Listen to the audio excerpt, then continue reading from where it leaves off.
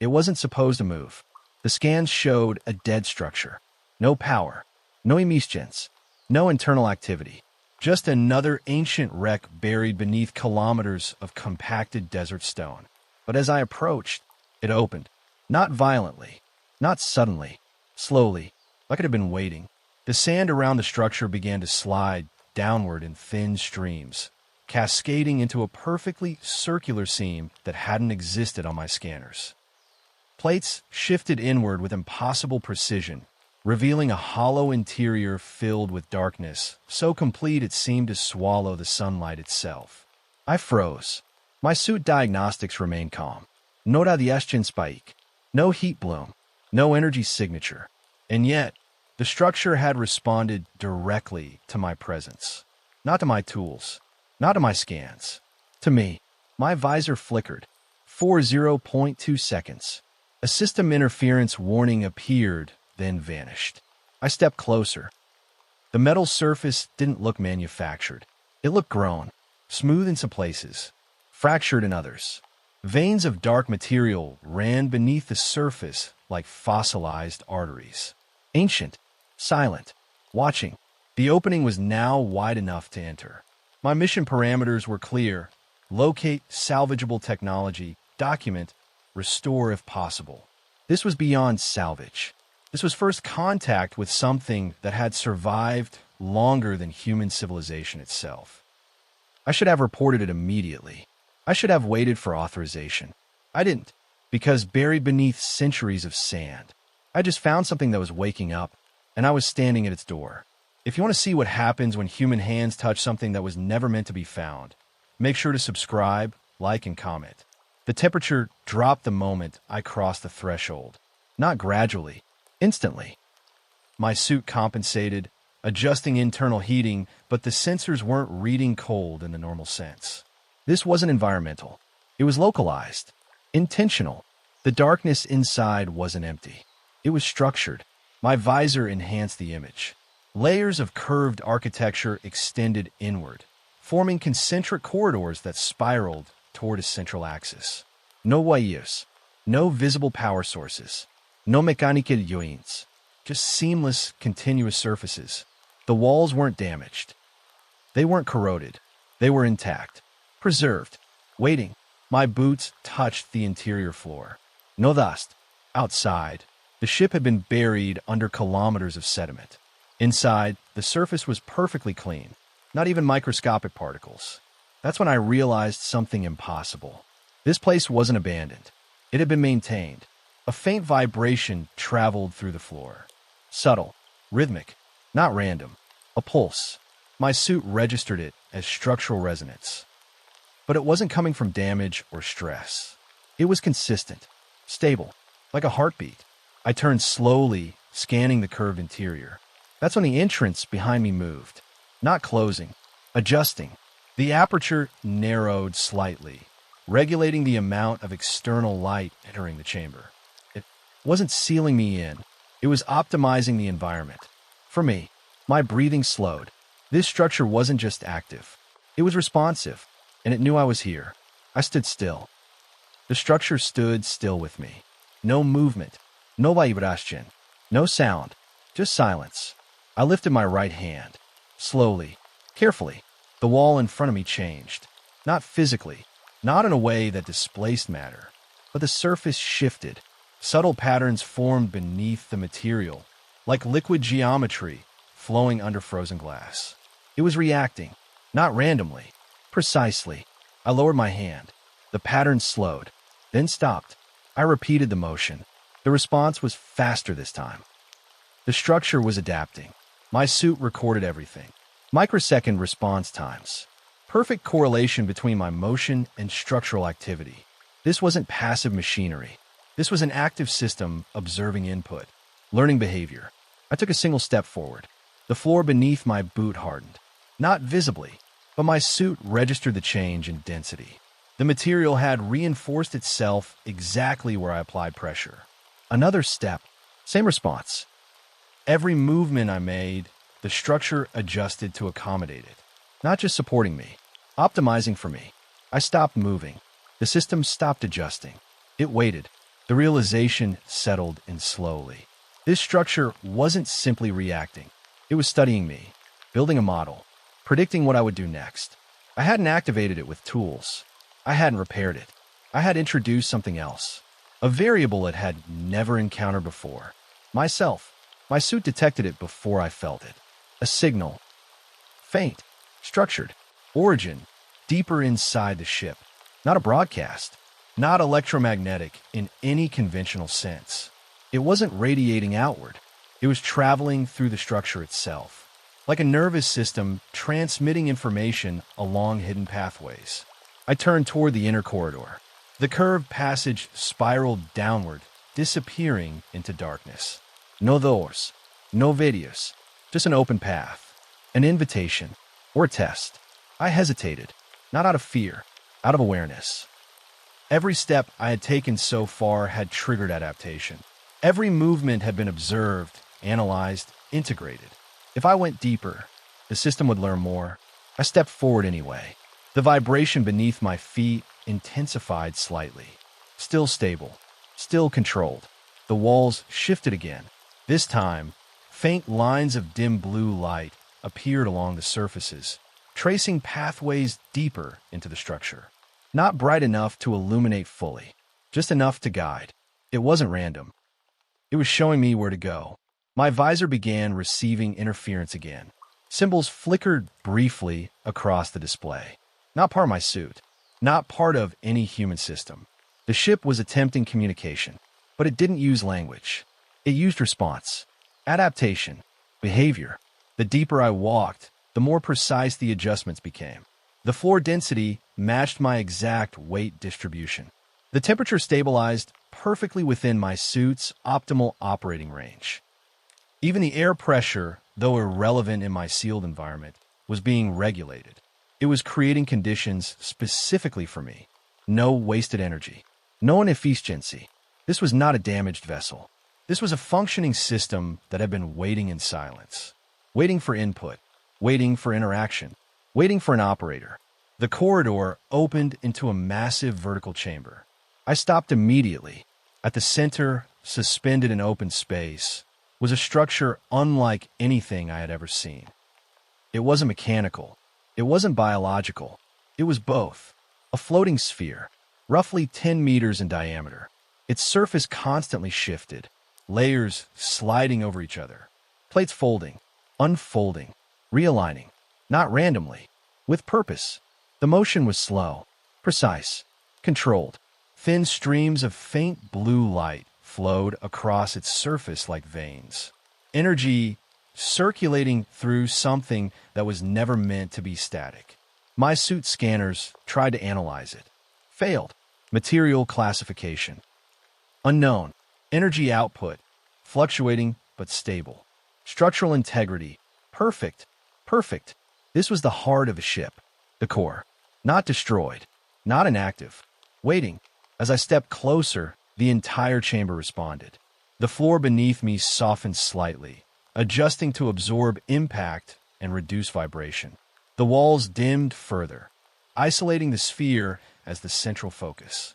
Everything was directing my attention to it. The sphere reacted too. Its rotation slowed, not stopping, just slowing.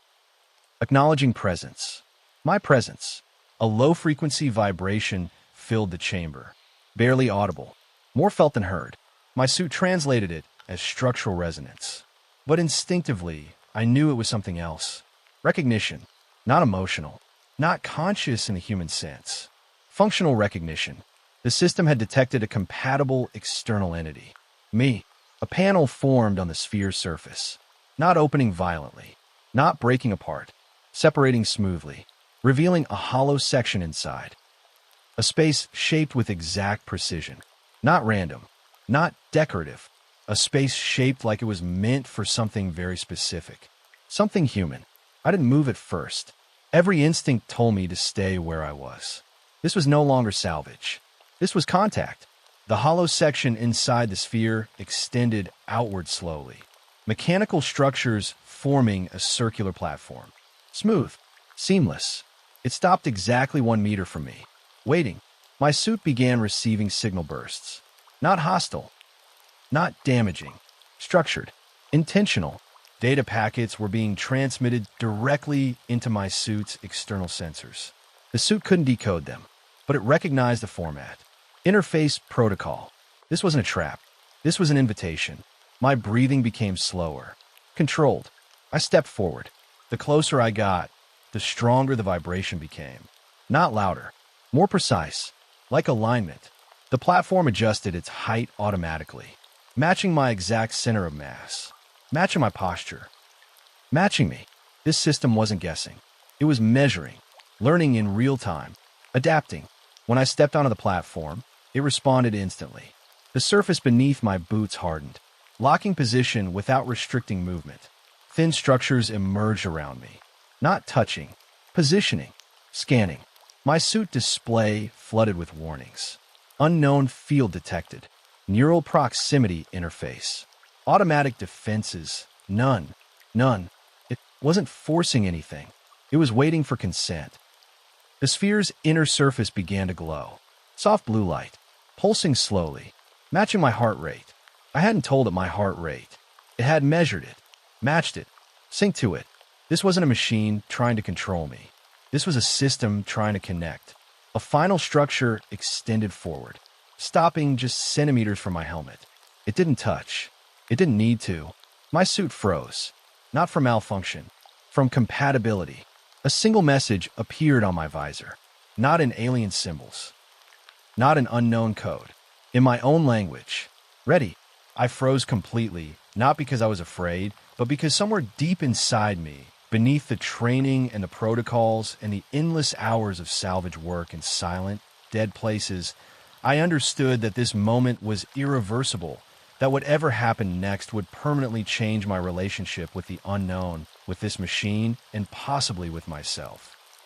The word ready remained fixed on my visor, perfectly centered, perfectly stable, without flicker or distortion, as if it had always belonged there, as if it had been waiting for me specifically, for my eyes, for my mind, for my presence in this exact place at this exact moment.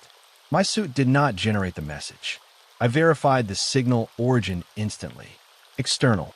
Direct.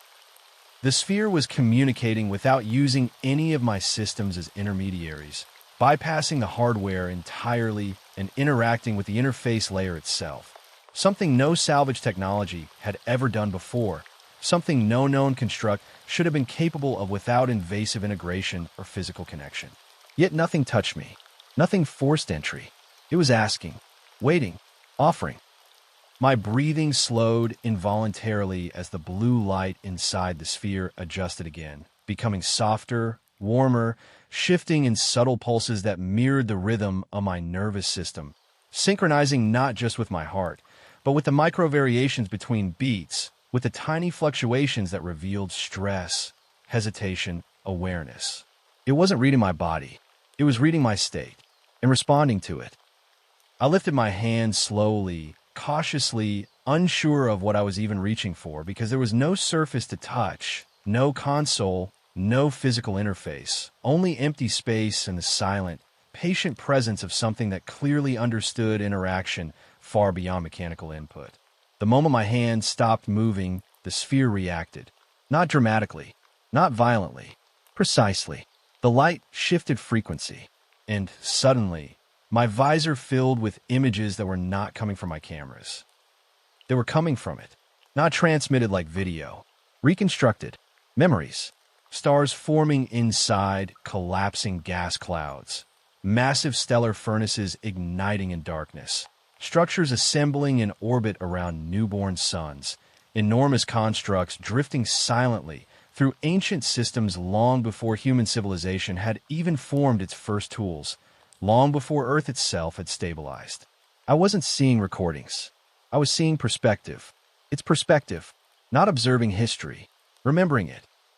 And that was the moment I realized something that made the silence around me feel infinitely heavier. This wasn't just a machine designed to operate. This was a machine designed to witness.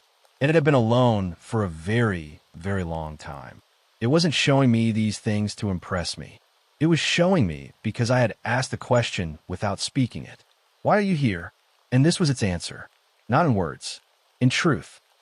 The images stopped abruptly, not fading or glitching, but ending with deliberate precision, as if the sphere had decided that I'd seen enough for now, that the context had been delivered, and that whatever came next required my awareness rather than my observation. The blue light dimmed slightly. Not weaker. Focused. The word on my visor changed. Restore. Just that. One word. No explanation. No instruction. Yet somehow, I understood exactly what it meant, not as language, but as intent, as if the concept itself had been placed directly into my mind without translation, without interpretation. This was not a command. It was an invitation. Around me, the broken megastructure remained frozen in silent ruin. Billions of tons of ancient engineering drifting in permanent abandonment. Its purpose interrupted, its function incomplete, its existence paused indefinitely in the moment of its collapse. It had not been destroyed. It had been interrupted. And the sphere was not asking me to fix it alone. It was asking me to allow it to continue. My suit displayed no new signals, no additional data streams, no external energy spikes. Yet I could feel, instinctively, that something enormous was waiting just beneath the surface of stillness, something capable of reshaping matter on a scale far beyond anything humanity had ever constructed. But it was waiting for permission. Not because it needed authorization, because it required cooperation. I hesitated, not out of fear of danger, but fear of consequence, because restoring something this old, this powerful, without understanding its original purpose, without knowing why it had stopped in the first place, meant becoming part of a process that had begun long before my species existed. And once restarted, it might never stop again. My hand hovered in the empty space between us. The sphere responded instantly. Not moving, listening, waiting. It was giving me control over the decision, or at least the illusion of it. My breathing echoed loudly inside my helmet as I considered the reality of what salvage had always meant. Recovering fragments of dead civilizations, extracting value from their remains, repurposing their forgotten tools for modern use. But this was different. This wasn't salvage. This was resurrection. And resurrection always came with consequences that no one could predict. The word on my visor pulsed once. Restore. Not urgent. Patient. As if it already knew what I would choose. As if it had been waiting longer than I could possibly understand. Waiting for someone capable of saying yes. I did not press anything. There was no button. No interface. No confirmation prompt. The decision happened the moment I stopped pulling away. The sphere reacted instantly. Not with movement. With gravity. At first it was subtle. Almost unnoticeable. Small fragments of dust around us began drifting inward, no longer following random trajectories, but aligning, converging toward invisible paths, as if space itself had remembered its intended shape. My suit registered a structural shift, not in the sphere, in everything else. The broken megastructure surrounding us emitted its first measurable energy signature in millions of years. Weak, fragmented, but real. Panels that had drifted lifelessly began to slow. Massive support beams adjusted by fractions of a degree. Tiny, precise, intentional. This wasn't repair in the way humans understood repair. There were no tools, no welding, no assembly arms. Instead, matter itself was being convinced to return to its previous configuration, guided by forces older and more fundamental than mechanical construction. The sphere brightened. Hairline threads of blue light extended outward from its surface. They didn't travel randomly. They followed specific routes, touching fractured edges, lingering briefly, then moving on. Every point they touched responded. Metal that had remained frozen in jagged rupture for millennia began to soften, not melting, but remembering. Edges aligned, gaps narrowed. The structure wasn't being rebuilt. It was being reminded. My visor filled with cascading warnings. Unidentified field expansion. Localized gravitational reorganization. Unknown energy classification. None of it mattered, because what I was witnessing wasn't destruction. It was awakening. A massive ring segment kilometers away rotated slightly, correcting its orientation with impossible smoothness, without propulsion, without visible force, as if it had simply decided to continue what it had been doing before it stopped. My breathing became shallow, not from fear, from scale. This wasn't a machine turning on. This was a structure resuming existence, and it was accelerating. More threads emerged from the sphere now. Dozens, hundreds, reaching deeper into the ruin, reconnecting systems that had been silent longer than Earth had known complex life. The sphere was not controlling the megastructure. It was synchronizing with it, and the megastructure was responding like a body recognizing its own nervous system. My suit vibrated slightly. A low hum spread through the vacuum, not audible, but felt through the contact points of my armor, resonating through bone and tissue. The structure was no longer dead. It was breathing, slowly, but undeniably, and I was standing at the center of its first heartbeat. The hum stabilized, not louder, not weaker, steady, controlled. The sphere's lights softened, shifting from intense blue to a calmer, deeper glow, like a heartbeat settling after sudden exertion. Around me, the megastructure continued its silent realignment. Massive fragments adjusted by microscopic increments. Broken surfaces drew closer, guided by invisible precision. Nothing rushed, nothing forced. This was patience, ancient patience. My suit began receiving structured signals. Not interference, not noise, patterns, organized, repeating. I froze, because this was new. Until now, everything had been passive, automatic, instinctive, but this was deliberate. Something was communicating. The signal wasn't entering through my radio. It wasn't electromagnetic in any conventional way. It arrived directly through the sphere's contact point, translated imperfectly by my suit's adaptive systems. Fragments appeared on my display. Not language. Concepts. Distance. Time. Loss. Waiting. Images formed in my mind that were not mine. Not visual exactly. More like impressions forced into structure. A sky unlike any sky I had ever seen. Massive geometric constructs orbiting a dim, aging star. Countless identical spheres embedded within structures that stretched beyond planetary scale. This megastructure had not been alone. It had been part of something larger. Much larger. A network. The signal weakened, then stabilized again. It wasn't trying to show me everything. Only enough. Enough to understand its condition. It had not crashed. It had stopped. Intentionally. Not from damage. From isolation. The sphere pulsed once beneath my hand. A single, controlled wave. The meaning was clear. It had waited. Not for repair. For contact. For confirmation that something else still existed. That it was not alone anymore. My breathing echoed inside my helmet. Slow. Uneven. Because the realization changed everything. This was not a relic of extinction. It was a survivor. And now that it had found something, someone, it had begun deciding what to do next. The surrounding structure continued its gradual correction, systems reconnecting in silence, pathways reopening after epochs of stillness. But the sphere remained focused on me, not scanning, not analyzing, acknowledging, waiting for my next action, not because it needed instruction, but because it had chosen me as the first witness of its return. And that choice carried weight I didn't yet understand. I realized I could no longer remain a passive observer. Every movement I made, every breath I drew, was now part of the system's calculations, woven into the structure itself, and the sphere's light pulsed in a rhythm that matched my heartbeat so precisely that I could feel it echo through my chest, as if the megastructure had decided I was now an extension of its operation, an integral node in a network that spanned far beyond human comprehension. The walls of the chamber, once inert and silent, began to shift subtly in response to my presence, adjusting angles and density not just to stabilize themselves, but to optimize conditions for me, to accommodate the nuances of my movements.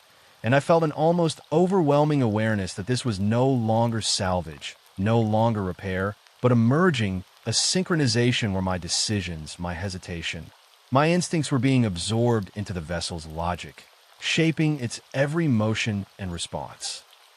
I stepped closer to the sphere, and the threads of glowing energy reached further into the megastructure, connecting fractured nodes, realigning massive segments that had been broken for centuries, all in near silence except for the resonant hum that now filled the chamber and my suit, vibrating not violently, but like the faint pulse of a colossal organism, sending feedback through the floor and into every inch of the armor that bound me.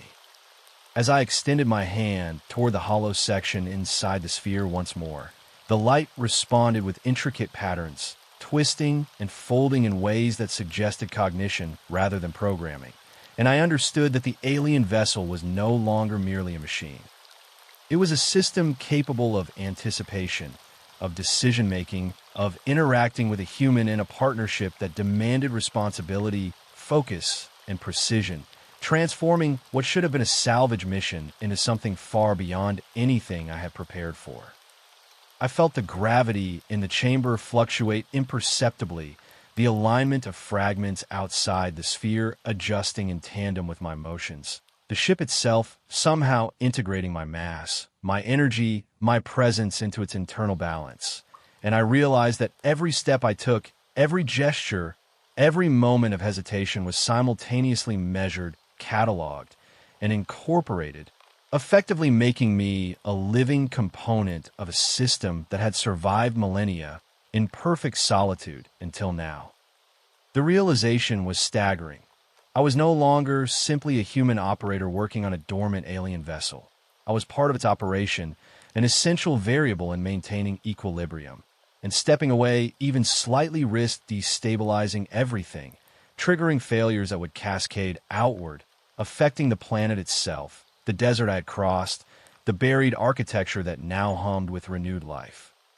The sphere pulsed brighter as I adjusted my stance, sending a ripple of energy that realigned several previously broken components, and I understood that this was the first true step of restoration. Not repairing broken pieces mechanically, but integrating myself into a living, breathing system that demanded synchronization rather than control, guidance rather than domination, and the weight of that responsibility settled across my shoulders with almost physical pressure, reminding me that some machines are not just tools to be used, but entities that require partnership to survive. I inhaled slowly, feeling the rhythm of the sphere's pulses match the subtle variations of my heart. And in that perfect alignment, I realized that from this moment forward, I was irrevocably connected to something far older and more complex than humanity, a system that had endured long before I existed and would continue long after, unless I made a mistake, hesitated, or faltered in my integration. And that awareness, simultaneously terrifying and exhilarating, marked the point where salvage became symbiosis, where restoration became stewardship, and where the fate of this alien vessel and the desert around it depended entirely on my ability to synchronize fully with a mind and system I was only beginning to understand. The moment I understood that my presence was no longer optional, the chamber seemed to expand around me, not physically, but perceptually, as if the system itself was stretching its awareness to include me fully, and I realized that every thought, every micro-adjustment, every subtle shift in balance was now part of the vessel's ongoing calculations.